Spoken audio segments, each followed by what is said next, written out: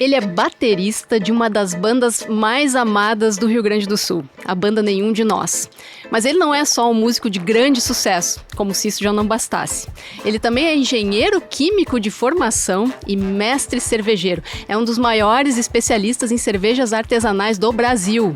E olha só, ele começou a fazer cerveja na casa dele nos anos 80, quando ninguém falava disso, quando não era moda, quando ainda a gente não tinha esse boom cervejeiro que a gente vive hoje.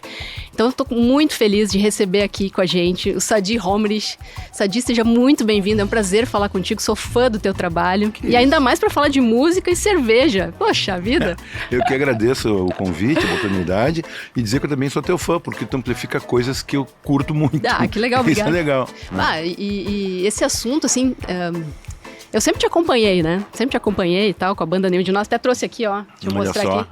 O meu disco ainda. Disco do Cardume lá. Quem diria que iria voltar, né? O astronauta. Tem um astronauta de mármore aqui e tal. Inclusive, a gente está negociando para lançar a Céu Aberto em vinil. Sério? Que legal. Poxa, tem umas edições agora comemorativas também que são lindas, né? Exato.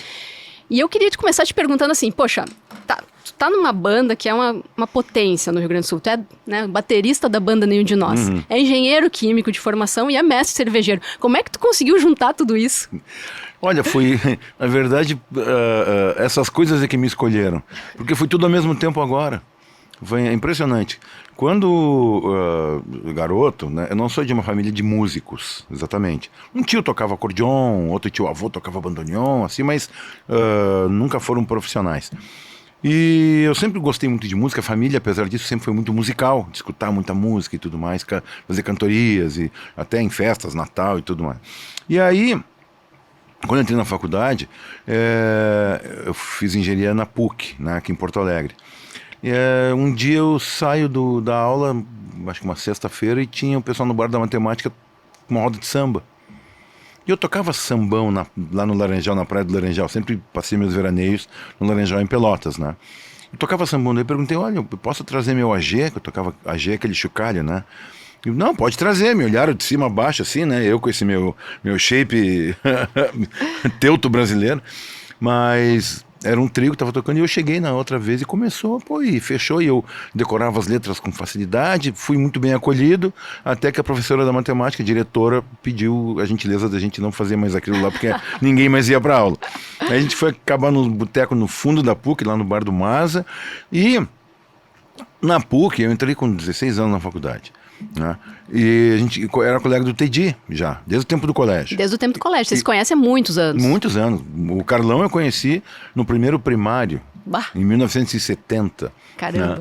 Né? Foi a primeira vez que eu colei foi dele, inclusive, num ditado. Mas e o Tedi desde a quinta série? O Tedi na quinta série, né? Ele entrou. Mas a gente teve essa vivência musical daí, e na faculdade a gente começou a entender que o rock brasileiro estava virando uma coisa séria, né? Porque antes era meio resquício de Jovem Guarda, tinha os Maluco Beleza, tinha a Rainha do Rock, mas era meio distante pra gente. Aí começou o rock gaúcho a despontar, e uma coisa que eu sempre digo que foi um empurrão forte foi o primeiro Rock in Rio. Porque ali a gente viu as bandas brasileiras num palco de verdade, com som de verdade, fazendo bacana, e o público super aprovando. Barão Vermelho.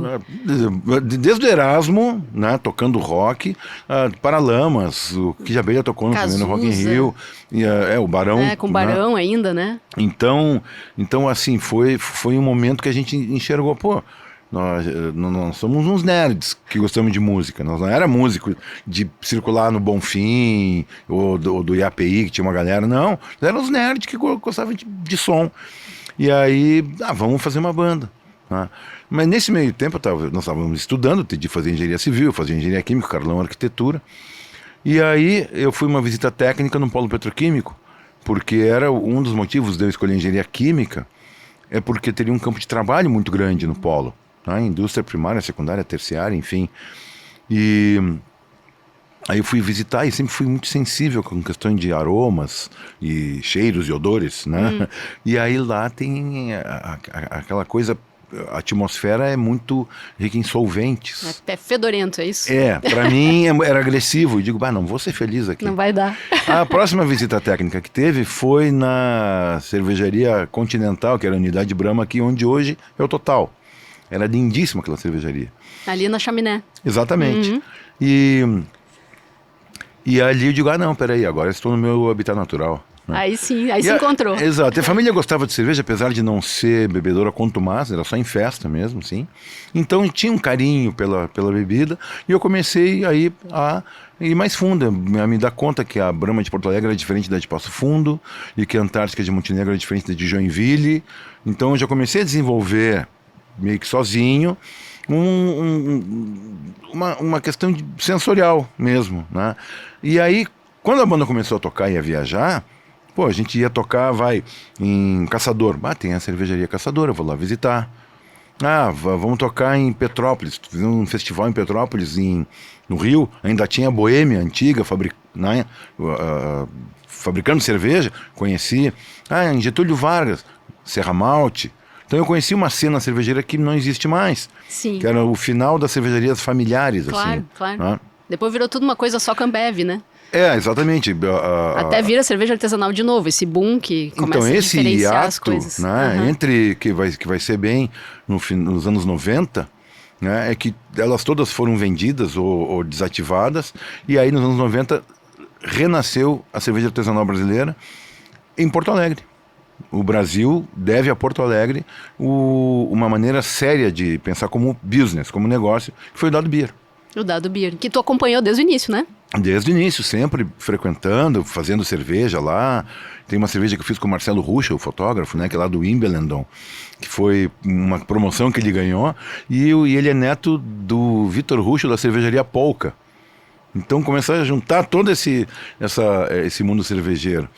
E a banda tocando e cada vez tendo um campo maior de trabalho. A banda começou em 84? Assim, a gente fez o primeiro show em 86. 86. Mas a gente já ensaiava antes, desde 85. Quando eu falo Rock in Rio, foi depois do Rock in Rio que a gente resolveu que ia realmente encarar de ensaiar para compor, porque a gente não queria tocar, na época não chamava cover, né? Não queria tocar baile. A gente queria ter nossas composições. Então isso foi um processo. A gente começou ensaiando na garagem da casa da uma colega da engenharia, que era namorada do Teddy, a Inês, que é a esposa dele, né? Mãe da Estela.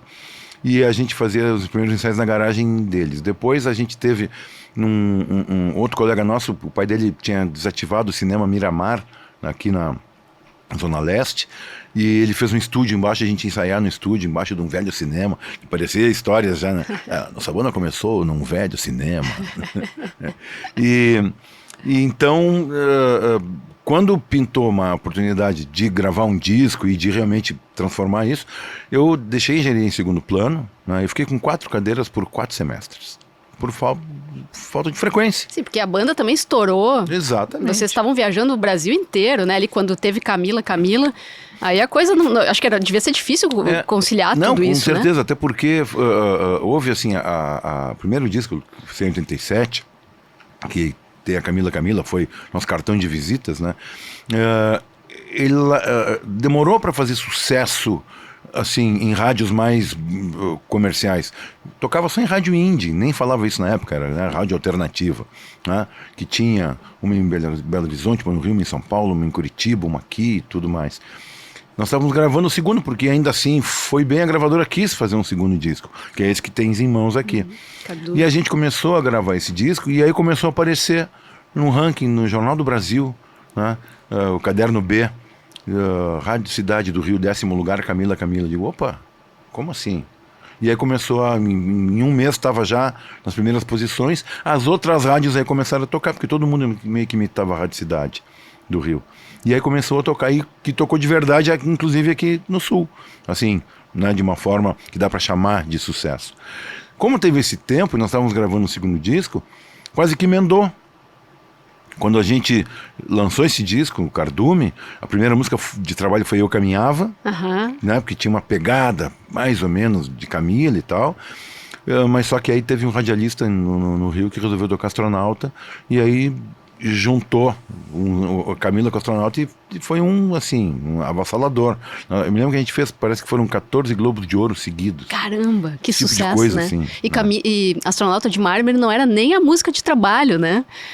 Não, ela é uma música que foi relegada, assim, às gravadoras, óbvio que acham que tem a bola de cristal. Na época, convidavam distribuidores de discos, donos de lojas importantes, pessoal de rádio, de divulgação, fazer uma reunião para fazer a audição do disco. Eles escolhiam 5 faixas, que seria uma sequência, a ordem de trabalho. A primeira era Astronauta, depois tinha outras... Desculpa, a primeira Eu Caminhava. Eu Caminhava. E Astronauta não estava nessa... Tava lá no fim da não lista. Não estava entre as... Exato. É uma loucura isso, Pra né? ver como não tem bola de cristal. Incrível, não tem, né? Não E tem estourou de uma receita pro maneira... sucesso. E até hoje é um baita sucesso. Não tem quem não conheça Astronauta de Mármore, né? E tem até uma coisa muito engraçada, porque na época, obviamente, essa é uma versão de uma música do David Bowie. A galera mais, vamos dizer assim, intelectualizada, achou um horror ter uma versão do Bowie, que pecado. Mas, velho, a música fazia o que se chamava de crossover, ela tocava em AM e FM. Tem uma ida minha para a faculdade, porque aí eu resolvi que ia me formar, conversei com a coordenação e...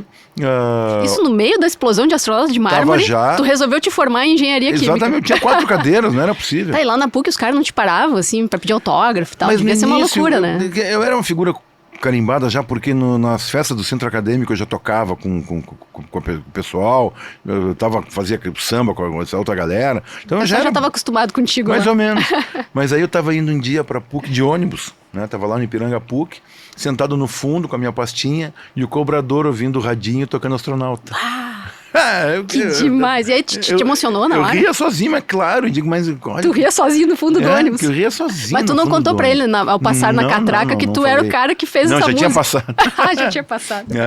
Mas então, assim, aí, ok, consegui me formar porque o pessoal que é mais jovem deve saber que existe uma coisa chamada Xerox, que a gente usava muito na época da faculdade, quando faltava aula, tinha que pedir matéria para os colegas, né? E aí ia para o Xerox. Então eu conseguia, se eu chegasse a perder a aula, eu ia nos colegas, todo mundo colaborando. Aí virou um mutirão para o Sadi se formar, todo mundo ajudando, assim, né? Quero dizer que, momento nenhum me arrependo, porque eu gosto da engenharia, acho legal. Só que eu não pude exercer, é óbvio, porque a banda, né, com toda essa demanda, mas aí eu me dediquei à cerveja, claro, em estudos particulares, numa época que não tinha internet, não tinha, os únicos livros que tinham eram livros de instalações industriais de cerveja. Não tinha coisa de cerveja caseira, tinha umas receitas dos tio-avô lá da colônia. Da colônia, fazia-se muita cerveja na colônia. Eu sou de Santa Cruz do Sul, que é de colonização alemã. Claro. Nossos avós lá faziam cerveja em casa, mas isso não era uma coisa corriqueira, né, de modo geral, assim. Não, mas sabe que é muito comum alguém me testemunhar, olha, meu avô fazia cerveja, meu tio-avô fazia, alguém da família. Cerveja preta, sempre tinha um negócio assim. Mas me diz, é verdade que tu começou a fazer cerveja daí na tua casa, ali nos anos 80? Isso. E foi por tentativa e erro? Como é que foi? Total, porque era muito difícil. Ao contrário de hoje, que todos os insumos estão à distância de um clique, né? Então, eu peço agora insumo aqui e nos entregam antes do fim da tarde, né? Para começar a fazer cerveja. E já vem o malte moído, que já é uma baita mão de obra e tudo mais. Agora, para conseguir o malte em 1980, cevada, essas coisas... Flora Cangeri, na Júlio de Castilhos, era uma casa de religião afro, que eu desconfio que tinha para vender malte, lúpulo, porque alguns orixás, a oferenda é cerveja. Né? Tá certo. Então tem mais valor o ebó, a oferenda, se for feita por quem estiver oferecendo. Então, e porque fica mais barato. Ficava muito mais barato. Hoje em dia nem é tanto, mas ficava. Só que é o seguinte, era um malte que estava lá não sei desde quando, um lúpulo que também, ou seja, não teria excelência, mas fazia no início. Assim que tudo começou. No início parecia cerveja. E até me lembro que uma vez teve um senhor acho que Teutônia, acho que é, pai de um colega, lá em casa ele provou uma cerveja minha e falou, parece que meu avô fazia. Que a gente usava fermento de pão, aquele Fleischmann amarelinho, Fleischmann. que é o que tinha de fermento para usar. Agora é muito mais fácil. Mas depois eu comecei a tostar malte em casa. Aí eu fui numa cervejaria, minha irmã morava no sul da Argentina, visitei uma cervejaria muito antiga lá, que o cara já defumava malte, fazia. Então ia conhecendo essa maneira de exercer assim, eu não queria ter um CNPJ. Aham. Eu queria fazer a minha cerveja e convidar meus amigos.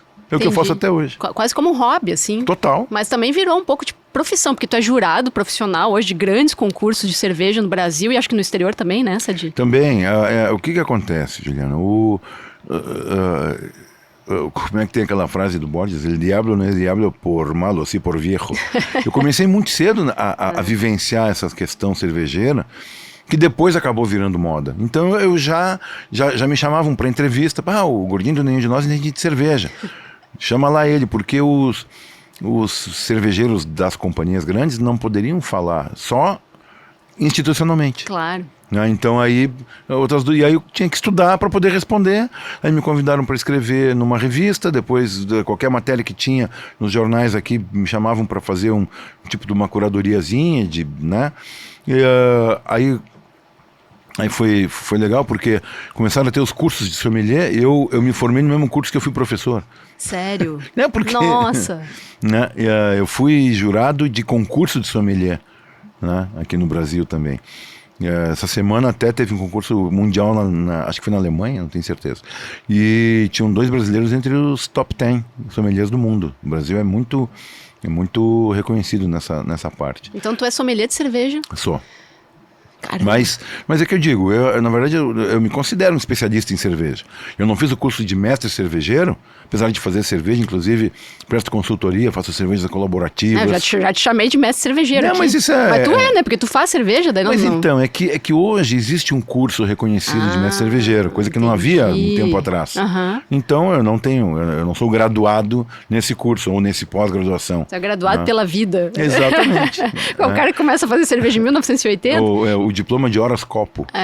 Mas tu segue fazendo hoje, né? Sigo fazendo. Meu equipamento está no Laranjal, lá na praia do lá Laranjal. no Laranjal, que beleza. Lá também tem a minha primeira bateria, então eu divido sempre a vida entre né? a bateria e aí surgiu a degustação acústica, né? Porque eu publiquei na minha coluna esses dias, o Sadi tem feito desde... Acho que há 17 anos, é isso, Sadi? Não, 2018. 2018, tô viajando. 2018. Mas ele criou um projeto chamado Degustação Acústica, que é justamente para misturar música com um bate-papo sobre cerveja. Exato.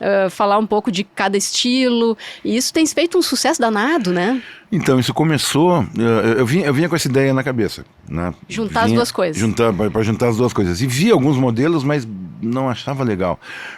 Só que eu me dei conta que, lá quando eu comecei, né, eu tive um projeto chamado Extra Malte, por um mundo cervejeiro melhor, que era no Estúdio Clio, na segunda de cada mês.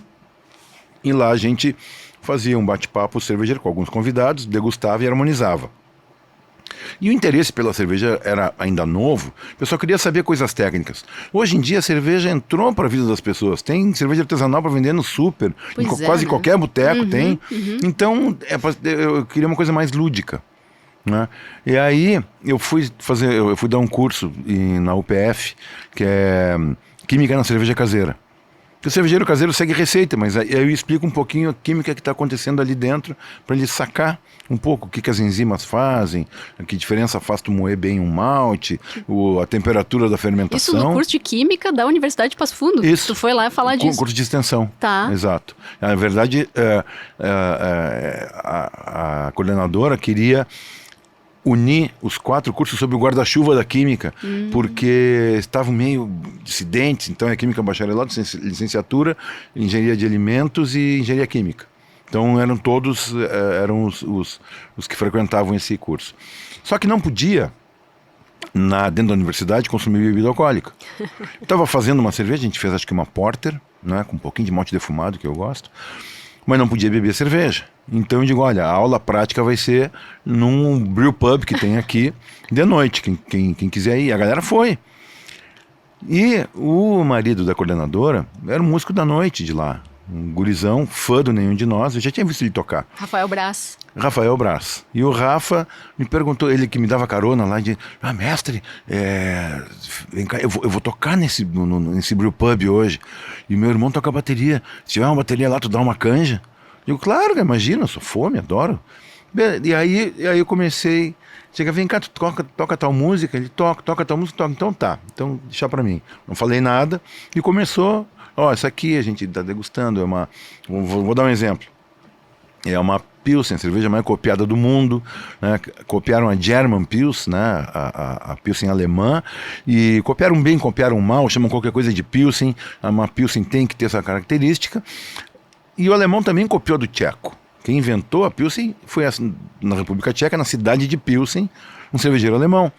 Então, ladrão que rouba ladrão, né? E a primeira German Pils que eu tomei no Brasil, assim, de barril, né? De verdade, fresca, foi em Floripa com o João Baroni do Paralamas. Bah. E aí toca um Paralamas. Ah, entendi. Saca? Que demais. Porque o que eu entendo? Que quando o cara ouvir um Paralamas, ele vai lembrar, se ele teve a experiência, vai lembrar da cerveja, e quando tomar uma German Pils, ele vai lembrar da música. E aí, bom, a gente abriu o show da R.E.M. aqui, adivinha, né? Então tem toda essa vivência, é um estilo que é muito britânico, a gente leva para rock inglês, né? E assim... Que demais, a ideia é incrível, incrível. E é um sucesso, né? Tu já perdeu a conta de quantas degustações acústicas tu fez? Centenas já? Eu tenho um calhamaço com as ordens, né, que a gente na hora, porque o repertório varia de acordo com as cervejas que são disponíveis. Claro. Né? Nós tínhamos 6 estilos aqui na Pullman. Né? Já teve degustação acústica com 10 estilos num pequeno festival, tinha 10 cervejarias, eu escolhi uma de cada e aí vira um show. Que demais. Né? Então, olha, com certeza umas 200 a gente já deve ter feito. Caramba, que acredito. incrível, né? E já fizemos no Rio, São Paulo, né? Santa Catarina, enfim. E teremos outro em Porto Alegre em outubro. Opa, outubro agora onde é que vai ser? Vai ser no Encoraçado. No Encoraçado Botequim, que legal. A gente esteve fazendo uma já, foi um sucesso. Vou lá te ver, vai então. ser numa terça-feira, cerveja. barbada. Terça cedinho. Tem data? Dia 14 de outubro. 14 de outubro. Vamos fazer meio que uma Oktober. É mesmo, né? Oktober. Sabe que eu sou da terra do Oktoberfest, que é Santa Cruz do Sul. Sim. Esse ano a Heilig que vai botar cerveja lá, tu conhece? Falei com o Ivan, inclusive, nenhum toca dia 10. Toca lá, é verdade. E eu vou mais cedo, porque de tarde eu faço uma oficina de harmonização junto com o Senac. Que demais. Eu já fiz várias, com o chefe Mamadou, com diversos chefes. Tá, e deixa eu te perguntar assim, a gente vê esse boom cervejeiro, né? Porto Alegre, principalmente e tal. E aí a gente caminha, em cada esquina tem uma cervejaria artesanal hoje. Daí tu vai ver, são rótulos lindos e tal. E tem toda uma narrativa sempre. Mas e a qualidade, assim? Será que todas essas cervejas que estão nascendo são boas? A gente pode tomar de olho fechado? Como é que é isso? Bom, eu posso dizer que evoluiu-se muito em controle de qualidade, né? Hoje em dia é possível tu ter acesso a matérias-primas, né, de primeira, e tem laboratórios que fazem análises. Tu tem uma coisa muito importante na cervejaria, que é um esquema de CIP. CIP é Clean in Progress, que tu tem que fazer uma asepsia muito boa. Tem uma frase alemã que diz que precisam 3 coisas para fazer uma boa cerveja. Primeiro é a asepsia. A segunda é a asepsia e a terceira é a asepsia. Asepsia é ter a higiene no processo. É higiene, é tu garantir que não vai ter micro-organismos que vão alterar, porque é um meio de cultura muito, muito forte. Quando eu brinco que o cervejeiro não faz cerveja, ele faz comida para levedura. Uhum. Se ele fizer uma boa comida para a levedura vai transformar aquilo numa boa cerveja. Entendi. E isso tem que ter um cuidado muito grande no processo. Tivemos cervejarias conhecidas que lá pelas tantas teve um problema de contaminação. Cerveja lá na cervejaria era boa, mas botava numa garrafa uma semana depois já não estava. E como é que a gente sabe, como consumidor, assim, como é que se escolhe? Tu vai saber se uma cerveja, ainda que ela esteja com alguma contaminação, se não for uma contaminação externa, como foi o caso da Baker em Belo Horizonte, que foi uma contaminação exógena. Né? Se for alguma coisa que deu um pouquinho errado ali, ela pode azedar, mas ela não tem risco para a saúde. Né? Só que a gente vai saber quando a cerveja não tiver, por exemplo, as cervejas, elas têm uma característica, né, uma Pilsen, uma Red, elas têm que ser cristalinas, elas não podem ter turbidez. Se elas tiverem turva, pode desconfiar já de oxidação.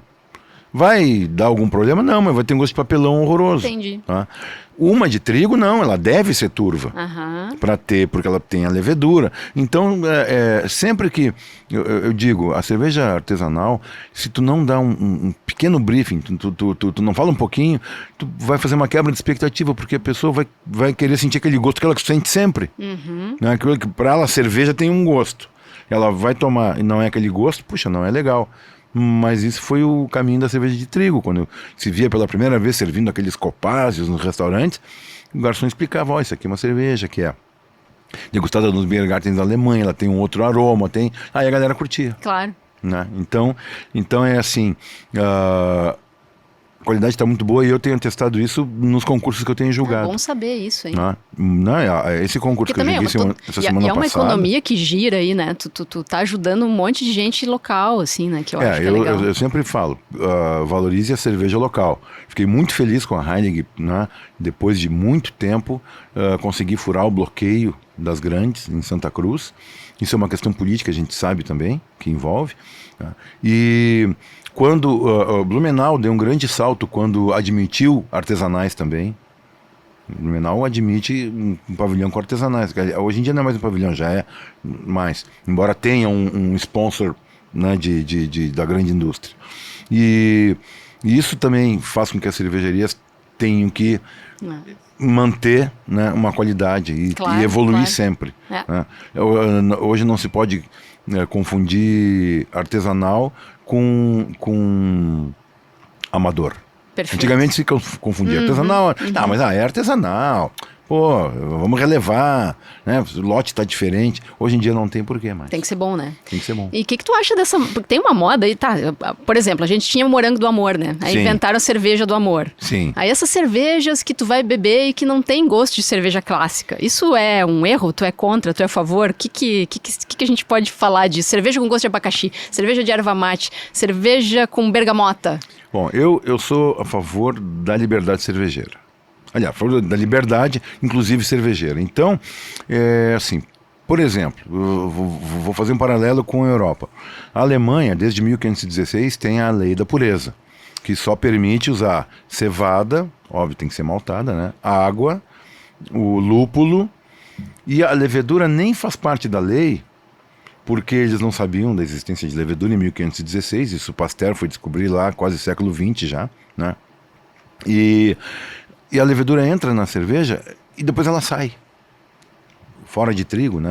Bom, então, para o alemão, se não for esses quatro elementos, não pode botar o nome cerveja. Eles tinham receitas antigas, né? Que tinham semente de coentro, que tinha algumas especiarias que não podiam mais fazer. Ou não podia chamar de cerveja, por exemplo. E não é radical demais? Claro que é radical demais. Isso que eu queria saber, Eles então. Eles vendiam lá Radler, que é cerveja misturada com suco de limão. Tá. Só que não podia chamar de cerveja, tinha que ser Radler. Entendi. Tá? Bom, a Bélgica ali do lado sempre botou o que quis dentro da cerveja. Inclusive cereja, framboesa, mel, outras, assim, especiarias locais, né? Espelta, coisa que nem tem aqui. E sempre foi uma escola muito, muito responsável. Só que a diferença aqui da cerveja alemã, tu consegue tomar, uma noite toda, um dia todo. A belga já é um pouquinho, uma palavra que eu não gosto, mas acaba se usando, tem menos drinkability. Apesar de eu gostar muito, eu tomo um copo. Claro. Não é? Agora mesmo, a melhor cerveja dessa fase do concurso era uma cerveja escura, de alta fermentação, bastante alcoólica, que foi envelhecida em barris de amburana que contiveram cachaça. Então ela veio com uma complexidade muito grande, mas não dá para tomar uma garrafa grande. Tu degusta, né? Exatamente. Então é isso. A cerveja Fruit Beer, super comum, Fruit Beer. É legal, bacana. Não acho que no verão, de vez em quando uma cerveja bem feita com bergamota eu acho interessante. Né? A própria cerveja de trigo, ela não tem adição de fruta, mas ela tem um aroma de banana. Exato. Por causa da levedura. É muito forte. Banana assim, e cravo. A presença. Então, não botou banana, mas tem o sensorial ali. né? E então eu sou a favor. Agora, claro que tem exageros. Tem uma categoria que é pastry, né? O pastry stout, por exemplo, vai ácido lático, não, aliás, vai lactose, deixa lá doce, aí botam fruta vermelha, tipo um morango do amor, como fizeram, era isso, morango com lactose, né? E bota um chocolate, ou nibs de cacau. Então, ok, né? Tem algumas que eu pergunto qual o sentido. Ok, eu posso provar, mas eu não vou, né? E aí, o que acontece? Isso faz parte de um processo que alimenta o hipster cervejeiro. Quem é o hipster cervejeiro? Vamos falar sobre isso. Quer tomar uma cerveja diferente. E ele vai lá na cervejaria e pergunta se não tem, ele já sai de cara, porque essa cervejaria aqui estagnou e tal. E aí, só que quando ele vai e toma uma dessas, ele toma uma. Ah, já tomei. Põe na internet, posta no Instagram, nas redes sociais. Tem uns aplicativos cervejeiros, né? Que tu bota, eu já provei mais de 1000 cervejas. Então é uma ostentação, né? Que não tem sentido. Mas eu quero dizer uma coisa, isso não paga a conta da cervejaria.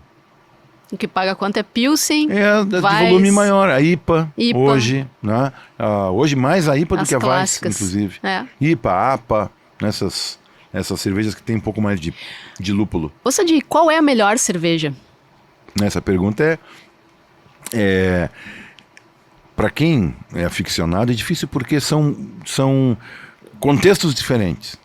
Numa Oktoberfest eu quero tomar uma Oktober Beer, eu não quero tomar uma Guinness Stout irlandesa. Então, agora, eu respondo essa pergunta de duas formas sempre. É uma pergunta recorrente. Eu posso dizer que a melhor cerveja que eu tomei foi nas catacumbas da fábrica da Pilsner Urquell, em Pilsen, na República Tcheca, que foi onde inventaram esse estilo em 1842. E nessas catacumbas que ficam nos túneis subterrâneos, está sempre a mesma temperatura.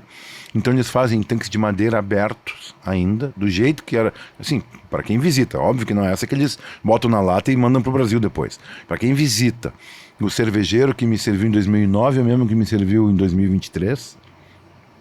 E aí tem umas coisinhas escritas em giz nos barris para entender a quarta geração de levedura é a melhor, quanto tempo fica, sabe?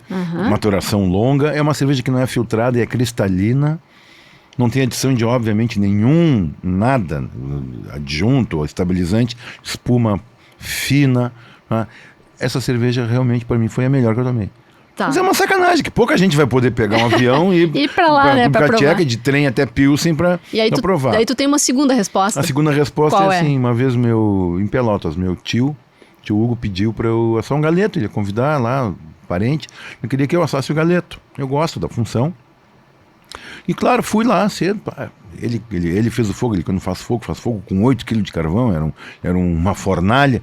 E lá o galeto já temperado direitinho, tava só pilotando.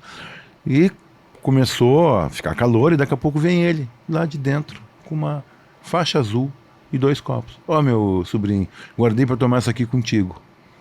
Aí abriu, encheu os copos, naquele calor, naquele momento, com meu tio, tomando aquela cerveja, foi inesquecível. Foi a melhor cerveja do mundo. Maravilhosa, entendeu? Ou seja, o contexto para mim é o mais importante. Gosto muito das cervejas lager. Então tem essa divisão da lager, da ale e da fermentação espontânea, né? Que são as belgas mais azedinhas, que a galera até tá curtindo. Mas eu gosto muito de lagers. E é engraçado, porque os Estados Unidos, que puxou essa volta da cerveja artesanal, ainda no fim dos anos 80, quando a gente foi tocar em 92, a gente foi pela MTV para Los Angeles, que a gente ganhou o melhor clipe com Ao Meu Redor. Lá eu conheci a Anchor, Steam Beer, algumas cervejarias que em 92 ainda começavam, né? Albion, da Califórnia e tudo mais. Tipo, a galera ficava no hotel e tu ia conhecer cervejarias. Ia conhecer, na verdade... ou o pessoal ia junto, Tedi, o pessoal... Não, às vezes no meio do caminho, nós estávamos sempre juntos, no meio do caminho a gente, né, acabava passando por algum lugar, mas eu que focava, né? No frigobar do hotel tinha a cerveja Rhinoceros, que era super legal. Então começou a era do lúpulo. Nos Estados Unidos tinham lúpulos autóctones com esse perfil bem cítrico, lembrando fruta amarela, tropical, lembrando manga, lembrando maracujá. Esse lúpulo entrou na moda no mundo todo, inclusive na Alemanha. Começaram a fazer cerveja com esse tipo de amargor mais, né, muito aromático, mas... E aí a IPA entrou entre as queridinhas.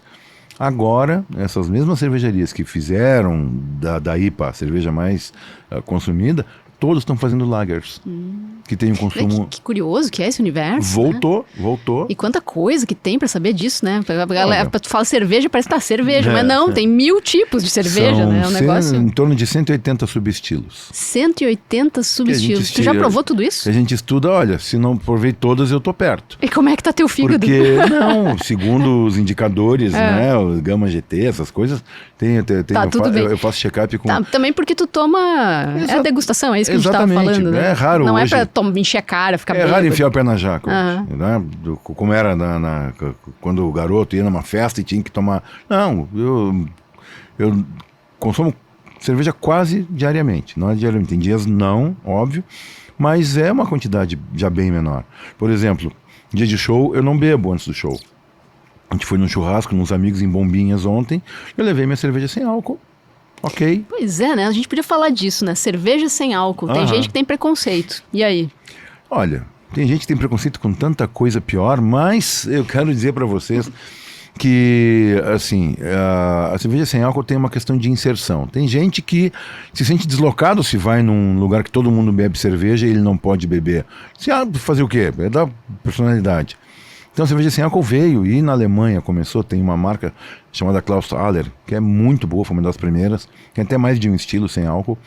E isso, primeiro, permite tu conviver. Hoje eu vou dirigir, ok. Às vezes eu estou em casa, faço um jantarzinho, um dia que eu não queria beber, não quero beber, aí mas ia cair bem uma cerveja. Sempre tem uma sem álcool, né? E existem cervejas sem álcool. Melhorou a qualidade? De vários estilos. Antes era aquela coisa com gosto de cereal cozido. Tá? Todo mundo vai dizer assim, mas não dá. Agora, eu já digo, tem 2 estilos que ficam super bem, que é o IPA, Session IPA. A Session IPA sem álcool tem umas feitas aqui em Porto Alegre, excelentes. Tá? E esse estilo brasileiro, que é o Catarina Sour, que é uma cerveja mais ácida, tem uma notinha de fruta, mas não é gosto de suco. Ela fica super bem, já provei algumas excelentes também. E eu tenho julgado vários flights, né, de cerveja sem álcool, e está cada vez melhor a qualidade. Ok, a Pilsen é difícil de fazer uma boa Pilsen sem álcool? Mas tem muitos outros estilos que... E mesmo a Pilsen, aquela que é um pouquinho mais lupulada, ela está muito ok. E até eu brinco em estádio. Tem essa grande briga, se vai voltar. Tá. Esse é um ponto polêmico. Porque... por exemplo, em Curitiba, ou no Paraná, pode vender bebida alcoólica desde que 20% seja artesanal. Tem isso lá, Tem, e não é só lá, tem outros estados. Eu não sei se em Minas é assim também. Tem outros estados que agora eu não vou lembrar. E então estão pleiteando fazer algo assim. Eu confesso que eu acho que melhorou o nível de segurança dos estádios sem a bebida. Mas o que acontece? Como se dá jeito para tudo, a pessoa fica no entorno, enchendo a cara. Bebe igual. E bebe mais. Porque agora eu vou ter que parar, e aí entra já louco. Né? Verdade, no fim das contas. Exato. Agora tem uma vantagem para quem topa tomar sem álcool. Antes a cerveja no estádio era sempre quente, era sempre... Agora sem álcool tá bem gelada, porque pouca gente toma, tá geladaça. Tá resolvido. Num calorão ali na Geraldo Beira-Rio, vai muito bem. Né? Tá, deixa eu te perguntar, tu falou antes do show não bebo e tal, e vocês sempre juntos. Vocês têm... A banda Nenhum de Nós tem fama de ser uma banda de bons moços, né? De sei lá, ser pessoal do bem e tal. Vocês nunca brigaram? Brigar não. Vocês são bons moços mesmo? A gente ou é só fama? Não, somos, com certeza. Não estaria junto há 40 anos se a gente não se aturasse e não se admirasse. Né? Muito mais do que isso. Então a banda, ela nasceu da amizade. Nós éramos amigos, né? Amigos, assim, de se amar mesmo. E a banda não foi assim, vamos buscar um baterista, vamos buscar um guitarrista. Não, nós aprendemos junto. O único que sabia um pouco mais era o Carlão, que já tinha tocado no Engenheiros, né? Mas nos 2 shows tocou com o Humberto, com o Maltz e tal. E então a gente, como tem amizade, bota a banda acima de tudo, se discute, óbvio, até porque a discussão é criativa. E pode se discordar? Pode. Pode ficar de mal? Pode. Mas no fim das contas, tem um ponto de convergência. Então, assim, não chega a um nível de rispidez que vai macular essa nossa convivência. Talvez isso explique um pouco do sucesso tão consistente e perene, né? E eu acho que o público sente isso. As músicas de vocês têm essa coisa, uma mensagem emotiva, sei lá. A gente gosta de trocar um olho com olho, recebe o pessoal depois do show, tem alguma atividade em rede social, a gente curte fazer parte de várias atividades que são para fazer aquela máxima que a gente pode mudar o mundo com o rock, né? Fazendo música como a gente acredita. Então a gente fez questão de ficar em Porto Alegre, a gente pagou um preço talvez por isso, a gente talvez nunca tenha sido despontado como a maior banda, ou entre as maiores bandas do Brasil, mas nós temos o nosso espaço. E muitas bandas lá do eixo, né, do Rio e São Paulo, que falam, a gente tem uma inveja que vocês são tipo o super-herói da cidade de vocês. Vocês moram lá, vocês saem, vêm pra cá, todo mundo quer ver, mas vocês têm onde ficar. A gente não. Porque vocês têm essa identificação, né, essa raiz forte. Acho que o público sabe valorizar isso e devolve em afeto, né? Em fidelidade. Então, numa época que as coisas estão tão fugazes, né? Onde eu pergunto para as pessoas qual foi a última vez que tu ouviu um disco inteiro? Ninguém. Só algum profissional do meio. Então, qual é o sentido de lançar um disco inteiro hoje? Será que tem sentido? Porque não vai ser escutado assim. Tu acha que não tem mais sentido? Eu acho que hoje em dia tu pode ir alimentando o público de uma outra forma. Lançar 10 músicas, 12 músicas de uma vez só, hoje... mas tá voltando o vinil. Mas não tem... Tá muito elitizado essa volta do vinil. Né? Sim, um vinil é caro hoje, né? É caro, e outra coisa, tá muito de ostentação, porque pouquíssima gente hoje para ouvir música. A música tá muito mais na vida das pessoas. Vai estar na academia, tá correndo, tá ouvindo, tá no carro, tá fazendo alguma outra coisa e a música tá ali. Não é como a gente sentar para ouvir música, ler o encarte do disco, ver quem é que estava tocando, quem é que produziu, ficar... Hoje isso não existe mais. É uma pena, né? Eu acho uma pena, porque era um ritual, tu pegar o lado A, o lado B, o que os caras botaram aqui, qual é a primeira faixa. A gente se preocupava em... Claro, porque tem um divisão, storytelling ali, né? Exato. Então isso eu acho que houve um empobrecimento cultural com isso. Né? Pode chamar de saudosismo? Não sei. Mas vinha uma evolução, desde dos discos que tinha uma música de cada lado, né? Depois verdade. 2 de cada lado, aí veio essa evolução que foi um formato consagrado. Mas... E hoje é tudo fragmentado, né? Assim como a vida, tudo, né? Essa história da internet, das telas. Muito louco isso, né?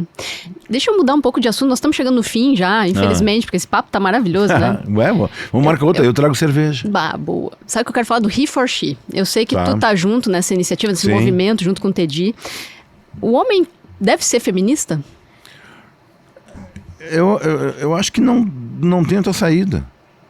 Eu acho que o problema é que não pode considerar como antagônico feminismo e machismo. Uma coisa é tu valorizar a mulher como ente social, como parte produtiva, lembrando que é a geradora, né, de tudo. E o machismo, ele é visto como só o lado ruim do machista. Ok, é isso. Realmente, o termo machista designa quem não tem empatia, especialmente com mulher ou com qualquer outro gênero. Então, assim, é difícil botar na balança o machismo e o feminismo. São coisas que para mim não se conectam. Eu acho que tem que ser feminista no momento que tu tem que buscar teus direitos e com uma condição de te colocar na sociedade sem ter que ser julgada por alguém que não vai te tolerar. Então, acho que se evoluiu em vários aspectos, mas esse machismo estrutural é que é complicado. Então a gente vê o Estado sendo o Estado com o maior número de feminicídios. Tem que procurar uma causa para isso. Tem que haver uma razão e tem que ser combatida. Então começou o Reforchi ainda na... explica um pouco, tem gente que talvez não saiba do que se trata, é um movimento global, né? É um movimento global que foi assumido aqui dentro de uma comissão parlamentar suprapartidária. Não é... O partido não é importante nesse processo, né? Mas foi o Edgar Preto que trouxe, foi em eventos disso fora do Brasil, e trouxe isso para cá e fizeram diversos atos. Começou na Assembleia, depois íamos para as ruas para chamar atenção para isso. Eles por elas, porque se não estavam respeitando o elas por elas, então tem que conscientizar. Os homens, que são os principais algozes, têm que ajudar a se fazer entender que não tem o menor sentido isso. Então, eles por elas, seria uma tradução de He for She, é um movimento global, preocupado com isso, porque não é exclusividade do Brasil também, é óbvio. Claro. E é para falar com os homens, né? Eu acho muito legal. Exatamente, isso, né? É para trazer a discussão sobre um olhar masculino. E aí tu traz a força de uma banda como Nenhum de Nós, que fez Camila, que lá nos anos 80 já foi... Exato. Ninguém falava de violência... Não era tema. Violência de gênero e tal. Era tema, era tabu. A música fala disso, né? Total. Vocês foram muito à frente do tempo falando desse assunto. E agora estão aí, né? E na verdade demoraram até a compreender, porque eu me lembro que na época, o pessoal, tipo assim, era meio setorizado. No Rio de Janeiro achavam que era uma mulher muito mais velha com um garoto. Na história, não sei de onde que tiraram. Em São Paulo era o contrário. Era um homem muito mais velho com uma ninfeta, né? Uma garotinha. Então, tinha interpretações, mas nenhuma levava em consideração que eu que tenho medo até do seu olhar, mas o ódio segue e você não percebe. Era claro, só que como é cantado na primeira pessoa, né, que é uma coisa que Chico Buarque faz, tudo mais, é uma coisa que o pessoal se deixava levar pelo ritmo, pela onda da música, e a letra ficava solta algumas palavras. Talvez também a sociedade não estivesse pronta ainda. Né? Hoje a gente vive um outro momento, acredito, né? Que é mais isso. Que a gente fala de feminicídio, fala desses temas todos, e acho que lá nos anos 80 nem se falava disso, nem existia esse termo, né? Não tinha esse termo. É atual, né? Essa coisa, para uma mulher assumir que tinha sido vítima de violência, era muito difícil. Era muito difícil. Verdade. Mas que legal que vocês estão nessa parada e acho importante, né? E tem várias ações agora, inclusive o Transurb está colaborando, tem uma simbologia que, se por acaso estiver sendo vítima, tem como pedir ajuda. Tem que ser muito direto nesse sentido, né? Porque é muito difícil ficar sob um olhar 24 horas. Né? Tem amigas minhas que passaram por situações desse tipo e assim, o quão difícil foi sair disso. Mas que legal que vocês estão nessa. Acho que é por isso que também mais um motivo porque explica o sucesso da banda Nenhum de Nós, viu? E, nós vamos ter que tomar uma cerveja ainda. Vamos? Faltou a cerveja aqui, só tem água aqui para oferecer, mas olha, na próxima... Mas água, então, às vezes é 95% da cerveja. Próximo degustação acústica para quem quiser acompanhar no Encoraçado Botequim. Dia 14 de outubro. Tu já sabe o horário?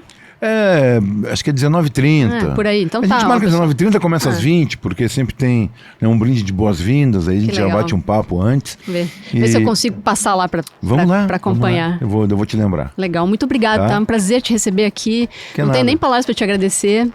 Prazer te conhecer também. Quando quiser, é só chamar. Tá bem. Pra mim é um prazer, eu também sou teu fã. Que isso, pô. Ganhei meu dia, hein, gente? Deixa eu falar que a produção desse programa é do Tainan Schroeder, que tá aqui atrás, o Tai. E a operação é do Leandro Moca, que tá aqui também. Sem eles, não teria Perimetral Podcast. Então, meu agradecimento também pra esse povo todo que tá aqui atrás. Gente, até a próxima semana e muito obrigado, tá? Beijo.